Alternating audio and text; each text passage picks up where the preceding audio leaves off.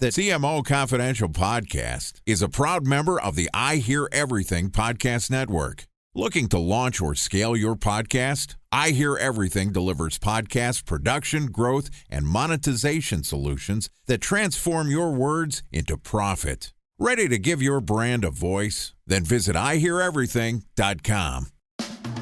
Welcome to CMO Confidential, the podcast that takes you inside the drama, decisions, and choices that go with being the head of marketing. Hosted by five-time CMO Mike Linton. Typeface helps the world's biggest brands move from business brief to fully personalized campaigns in hours, not months, with its agentic AI marketing platform.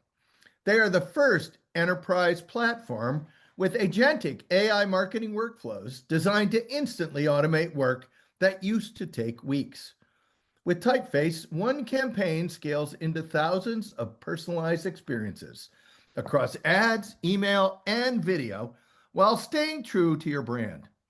The company's AI native platform integrates seamlessly into your MarTech stack and marketing workflows and includes enterprise-grade security. Adweek named Typeface AI Company of the Year. Time Magazine featured them as a best invention, and Fast Company called them the next big thing in tech. See how major brands like ASICS and Microsoft are transforming marketing with Typeface. Learn more at typeface.ai/CMO. Welcome, marketers, advertisers, and those who love them to Chief Marketing Officer Confidential. CMO Confidential is a program that takes you inside the drama, the decisions, and the politics that go with being the head of marketing at any company in what is one of the most scrutinized jobs in the executive suite. I'm Mike Linton, the former Chief Marketing Officer of Best Buy, eBay, Farmers Insurance, and Ancestry.com, here today with my guest, Scott Lindquist. Today's topic, what your CFO wants to tell you but won't. Now, Scott started his career at PricewaterhouseCoopers and went on to become the Chief Financial Officer of Farmers, a position he held for over 13 years. He is currently the CFO of CNA Financial, which is another insurance company based in the Midwest. Now, full disclosure, Scott and I worked together during my 8 years at Farmers, where he was a fantastic business partner, and where we actually jointly managed the marketing CFO. Welcome, Scott. Hey, thanks very much, Mike. It's an honor to be with you today, and just want to say I had a lot of fun, ton of fun working with you at Farmers over the years, and I'd say everything I know about marketing, I think I learned from you. So thanks for inviting me to your pod. And just a little fun fact here too, CFO, Chief Financial Officer. I was also known, as you recall, as Chief Fun Officer too. So yes, you knew yourself as that. That's right. You were That's right. one, I will say, you were one of the more funny, approachable CFOs. So, and let's talk about that. Speaking of CFOs, you know, you've met a lot of them, obviously. And give us a quick overview of your take on CFOs in the marketplace. I mean, I always think there's some CFOs that are focused solely on costs. There's CFOs that are true business partners like you were. There's the folks that say no all the time. And obviously some of those types are more receptive to marketing than others. Just tell us an overview of your take on what's really out there in the CFO marketplace. Yeah, no, sure. That's a great question, Mike. And, you know, my experience over the years, I mean, I've seen just a wide variety of CFO roles out there. And, you know, my experience, it typically tracks very closely to where the organization is in their strategic life cycle, whether you're a startup, you're in aggressive growth mode, turnaround, you know, private equity owned, looking for a liquidity event, or a steady state Fortune 100 type role. And in my experience, the CFO needs to really be joined at the hip with the CEO, with the Chief Executive Officer, almost to the point where you can actually finish each other's sentences. You're always kind of on that same frame of mind and whatnot. And so, yeah, I've certainly seen the Dr. No type CFOs. I've seen the hatchet man, bad cop type CFO. I've seen financial engineering type investment banker CFOs. And then, of course, the true business partner type CFO. And it's really a neat trick to just kind of pull off all of those roles at the same time. Hey, just a quick Yeah. question. How often would you say, and percentage-wise, out of 100, how many CFOs are really true business partners? This show is brought to you by Typeface.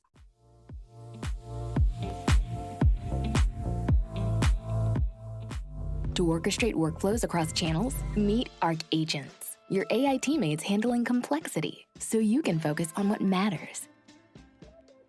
All within a reimagined workspace where you and AI create as one. Spaces works the way you do. Create anything, from documents to videos to entire campaigns, at scale. Our agents help you craft campaign storyboards, powered by your Brand Hub, giving you the perfect starting point. Transform one asset into countless variations for every audience and market.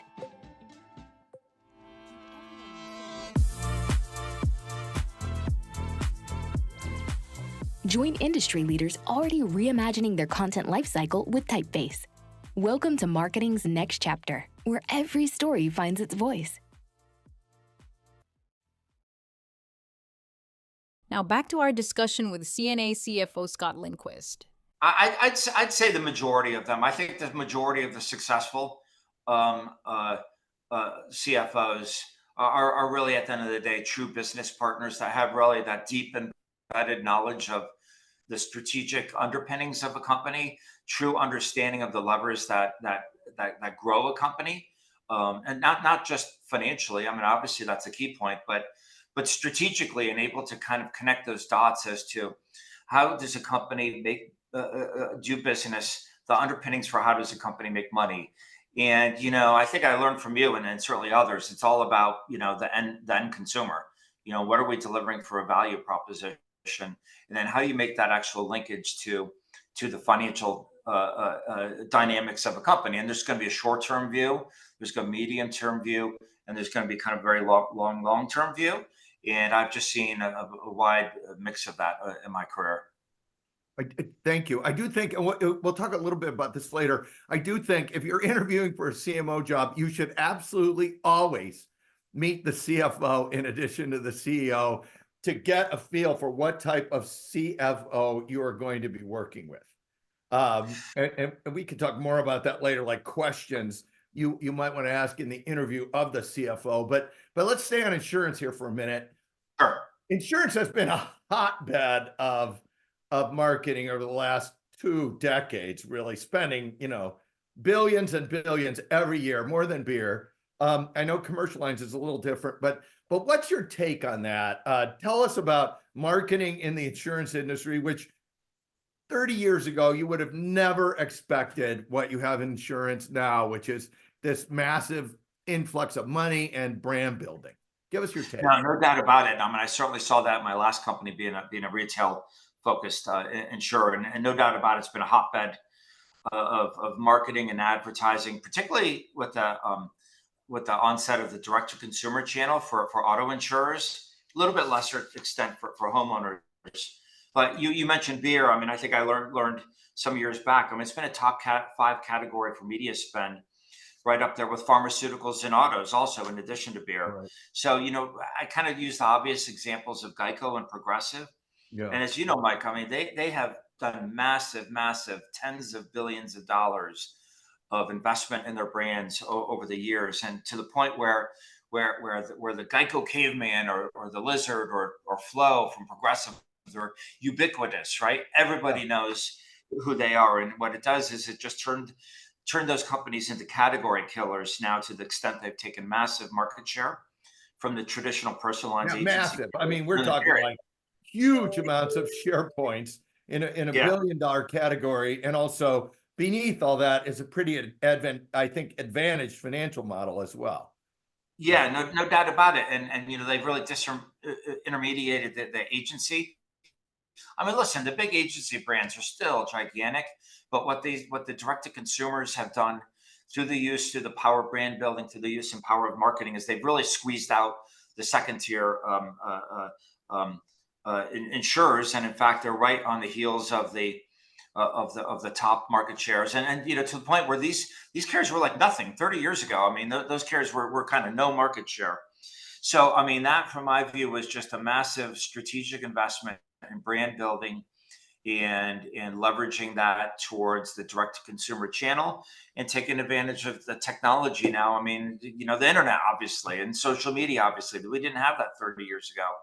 But they've leveraged their brand to really just massively overwhelm those channels. It's an interesting thing, and I'd love your opinion on this, which is you have an industry run essentially by actuaries and financial people with tons of surplus, actually leading the charge over the last 2 decades on brand building and marketing.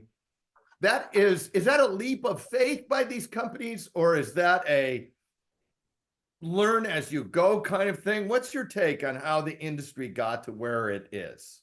Well, you said actuaries, and I know I'm tempted to do some actuary jokes here now, but don't want to get off track here. If But you want to say one, you can knock one yeah, out. But yeah, all right.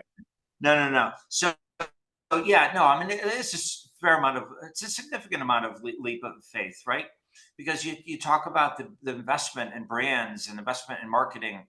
In the financial types, the actuarial types are always looking for that immediate gratification, right? Right. When's my return? Am I And getting a pure return? predictability. I mean, one of the things about actuaries is their whole job is to predict stuff with as much certainty as possible. And you have this kind of way of you're going to build this brand and then you're going to win at least the consideration and get people to come in and get a shot at the business.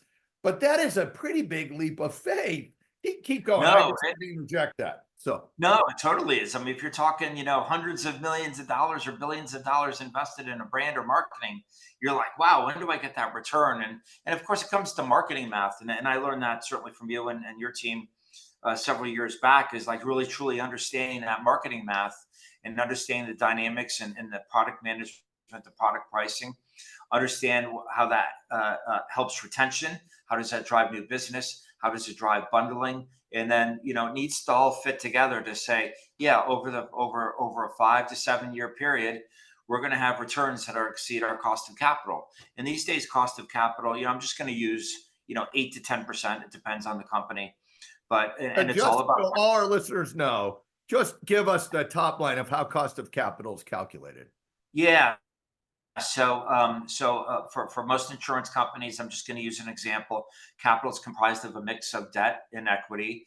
Generally speaking, 20 to 25% of debt, 75 to 80% equity. The debt is going to be how much it costs for you to borrow on the open markets, and cost of debt is higher now with higher interest rates. So you could issue bonds 5-6%.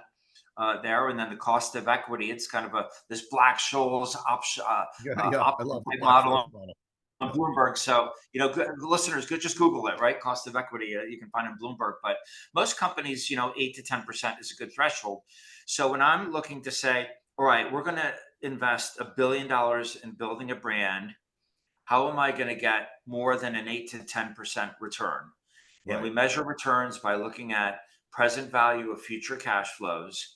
And present value of future cash flows, there's going to be a lot of assumptions in there. But you know what? That $1 billion is going out the door today. You're looking to recover that over a number of years. So that's where the marketing math gets very important in understanding the levers around, is this product really going to sell? Are we going to gain market share? Are we going to make profit? Obviously. Are we going to drive higher retention, which drives profitability? Are we going to drive bundling? So adding additional products to households. Are we going to drive households? Yeah, and that goes to how much you think a customer's worth and customer lifetime value, which is, if I acquire you, am I acquiring you and you're going to be this at like $100 person? Or if I acquire you, are you going to be a $5,000 person? And that really is a lot of assumptions. But beneath all this cost of capital and the spending is this leap of faith that you're going to spend a lot of money now on something that is kind of hard to put your arms around, and it's going to pay out later, right? No, that's right. And like I say, a lot of judgment. I my career, we've been in big conference rooms where we've been kind of debating this and debating assumptions employed. And listen, I mean, it's like anything else. I mean, it's always going to be, there's a certain amount of data driven. element to it. There's going to be a lot of business judgment, a lot of business sense, a lot of kind of gut feel on that. So it's actually very fascinating seeing that unfold. But listen, there's been several companies, and a few of them I mentioned earlier have been very, extraordinarily successful in Yeah. making those big bets. Hey, And tell us, you moved from a B2C insurance company to what is much more of almost a pure B2B company. Tell us the difference. yeah, it's tremendously different, and I joined my current company about 2.5 years ago or so, and absolutely drinking through a fire hose. I mean, I had exposure to a certain amount of commercial insurance through prior companies, but it was much more pronounced, much more significant in the current company. So it was really getting to know as soon as possible, like 100-day plan, right? Getting to know everybody immediately, all the various functions, all the strategy of the company. How's the distribution work? How's that interplay with the customers? Product pricing attributes, retention attributes. What drives the value proposition?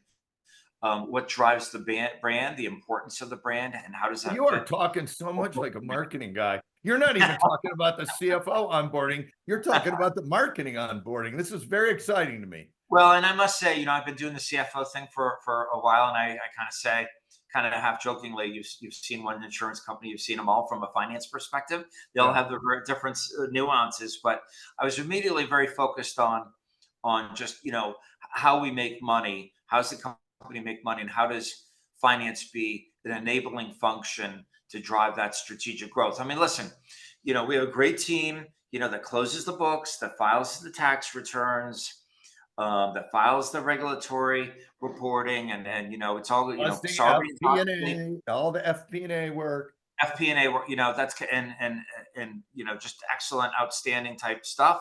It's table stakes. I think like where can I add the most value to the organization? It's just kind of having that forward look and helping to just drive overall value for the company. And so yeah, that was kind of a big change going from that retail to the B2B, but it's been great. And if for our listeners out there, when a new CFO comes in to the org, what is the best way for marketing to onboard the CFO or to get the CFO to kind of understand what they're doing? Like, give our listeners some tips as to what you, who is a believer in marketing, would like, and then maybe some of those other types. Give our listeners tips on how should they approach the CFO and onboard them.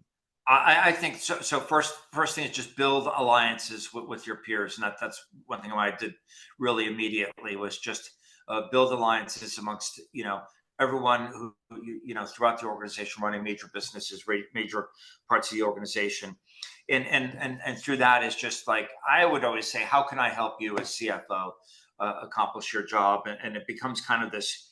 I'm going to just say, not all CFOs say that. Some CFOs say, I need 10% more back from you. Yeah.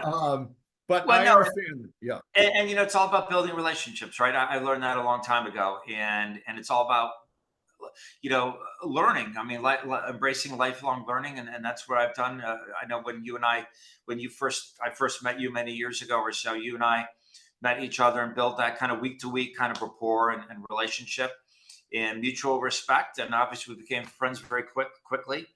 And so I think, you learned from me asking a ton of questions of me. I learned from you by asking a ton of questions of you. And we had a great marketing CFO too. Well, I think that was, I had that idea for you and you supported it immediately. And that was really a big help.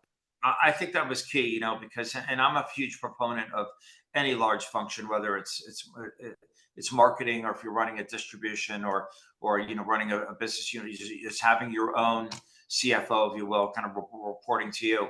And that was, given the budget that we had, the amount of dollars, it made total sense at our last company. And it was great because the marketing CFO, he took ownership of the marketing math, particularly around the performance marketing. Took ownership around connecting the dots as far as investing brand dollars, marketing dollars into how does that build brand consideration? How does that build retention? How does that build bundling? And then kind of laying that out and making the case to the finance community, say like, hey, here's our return. And we'd stress it up or down and really kind of understand that, get the finance folks just really comfortable with the numbers. And I must say, great track for anybody in the finance area to go be a marketing CFO, because I know you and I are thinking of the same person. I don't know if he's listening out there. Shout out to Scott Griffiths while we're right. Scott Griffiths, yeah. Hey, Scott Griffiths, well. thanks for the work. He's gonna go viral now, but no, he learned a ton on marketing, and he learned so much from you and your team and about the business that I'm not sure he'll ever turn back. I mean, I think he's be kind of a lifelong marketer. We love that about him. Really, though he was also really good at saying no when it was appropriate. So you are obviously a marketing believer and in the power of marketing, but I don't think they train that at PricewaterhouseCoopers or in your accounting degree. How did this happen to you? How did you become a believer?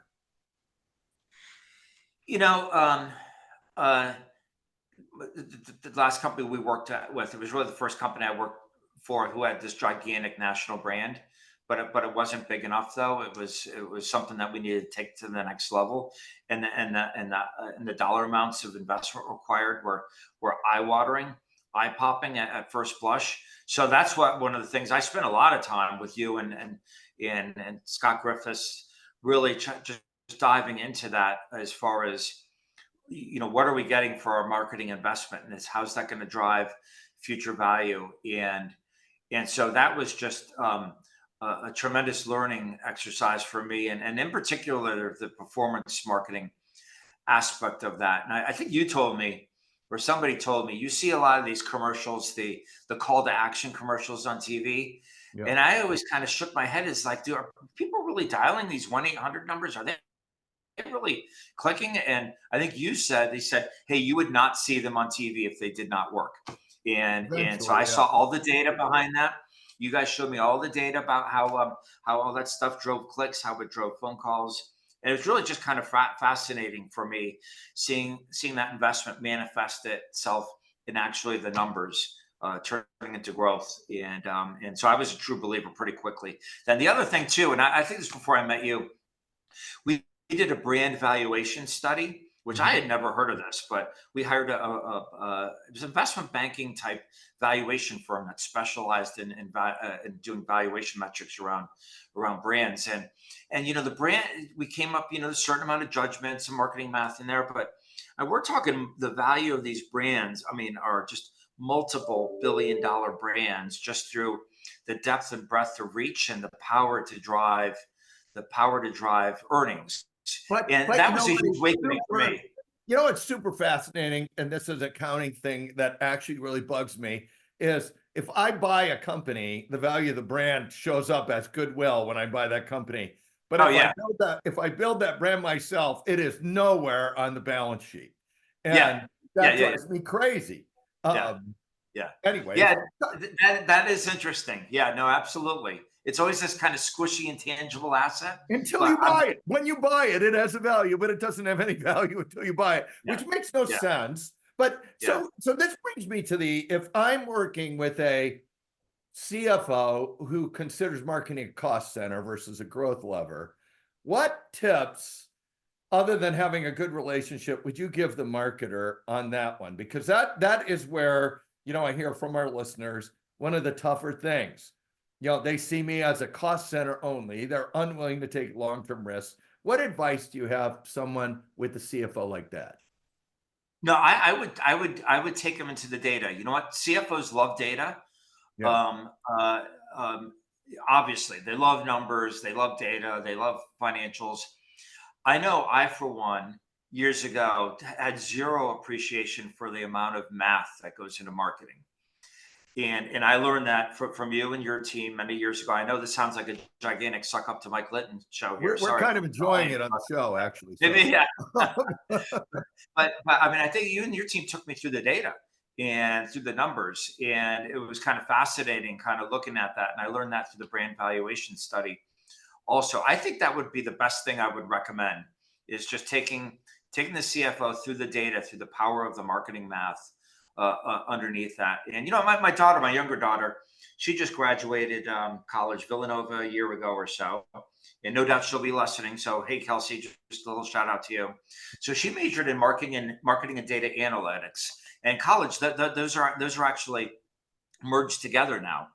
Which is super important for marketing. Yeah, not a surprise, right? And I was like, oh, of course it is. Of course it is. It's all data. I mean, marketing, the foundation of marketing, there's a foundation of creativity, but there's a foundation of data. So that would be my top recommendation for marketers coming into the company is kind of get to the CFO and just show them the data. So we've talked about the Hall of Fame best practices for marketers, build a relationship, show the data, actually have a two-way street discussion. Tell us some of the worst practices you've run into in marketing. Like, watch out for this. If you're doing it, you're probably not making the CFO happy. Yeah, that's a good question. I mean, I think the one thing that jumps to mind is, and not maybe directly related to the CFO, but I've seen stumbles in marketing presentations to board meetings, to board of directors. Give us a couple examples of horror stories of marketing presentations. Horror stories. Well, first of all, just over reliance on jargon, and use of acronyms and marketing. If you say, hey, D2C, well, I know D2C, direct to consumer, but that's kind of an example of kind of over reliance on jargon. If you're allotted 20 minutes for board presentation, don't show up with a 100-page deck. Don't show up with gigantic, data loaded deck pages there that, it's more, we used to say at a couple of companies ago, the CEO would say, like, horses and duckies, give me more horses and duckies. So yeah, right. Isn't that funny? Yeah. Use of graphs, right? Use of bar charts or histograms. And use of key messages. So I have never heard horses and duckies before. But yeah, there you go. Yeah, I think that was a GE thing when I was at GE years ago. But very much focused on key messages, because if you think about it, you're going to a board meeting. The board members have, they may be in a series of meetings that day. It may be their third hour of the meeting. You see board members starting to doze off, and so you kind of have to read the room too, right? Right. And do not go over time. Do not. And also get to the point. Don't say the conclusion for the last 30 seconds. Yeah. Oh, here's a funny one. Here's a funny one I'm sure you've seen. Don't present a slide and say, oh, I'm not going to drain this slide, and then proceed to drain the slide. So how's that for recommendation? So that's very pithy, Scott. All right. So, we ended up having a really good relationship, obviously, between the two departments, and the marketing CFO is critical to that. Talk to our audience about how you manage the marketing CFO, and then your take on how the marketing CFO is running all the it's helping run the agency contracts, the sponsorship deals, all, in addition to doing all the math and the interface for the company and the finance department. Give us some best practices for managing the marketing CFO from your. Yes. So here's kind of my number one best practices. I was a corporate CFO. I did not feel the need to have all the business or functional CFOs direct report to me, and that I needed to control them. I was like, no. You're working for the function head. You're working for the CMO. That's your job. I'm happy to help wherever I can. You'll be dotted line. We'll keep lines of communication. So I think that's very important. I think it's very important for chief marketers to really kind of have their own CMO. As far as putting them in charge of sponsorships and agency contracts, and the math on it. Yeah. I mean, obviously there's a ton of math on that. It's a great development opportunity for the finance organization too. I mean, you're a leader like I think I was, is, let your people have enough rope to kind of do their thing, and not enough rope to hang themselves on, right? So, and I know the individual we're talking about, he just did a masterful job on that. So, yeah, that's my best recommendation, is just, own your own CFO. The corporate CFO should be relatively hands off. Give them enough rope to kind of, do their thing. and always be there if they need help. That was kind of my mantra. Yeah, and the other thing I would add to that, we had an operating principle of surface bad news as fast as you can. Well, boy, isn't that the truth? Yeah, because I can think of some examples where yeah, we got some bad news kind of late, and it's like, geez, I would have liked to have known that a little bit earlier. We could have done a little bit more to mitigate that. So, boy, I mean, I wouldn't say that's a CMO advice. That's an advice to anybody. It is an advice to anybody, but one of the things about marketing is it's if it's bad news and it's going bad, yeah, it might correct itself, but it's probably like a cavity. It's only going to get worse, and it's going to hurt. It's going to destroy more of the. Like, get it filled right away. That was kind of how we ran it. So we're closing in. We're almost out. We're towards the end of the show. I should actually just say that right away. So last question. It's a two-parter. You can take one or both, but you must take at least one. Funniest story or piece of practical advice we haven't discussed yet for our listeners. You can take one or both, but since you did claim as chief fun officer, I'm sure our listeners are counting on something funny. Well, that chief fun officer, that may have came out of a agent achievement club event you and I were at many years ago, and the theme of the party was a pirate party. So I think to this day, you and I still exchange pirate jokes. We celebrate Talk Like a Pirate Day, I think, once a year. So I guess maybe that's my funny story. Yeah, here, so I'll just, for one little thing, I'll play it for you, Scott. What's the pirate's favorite country?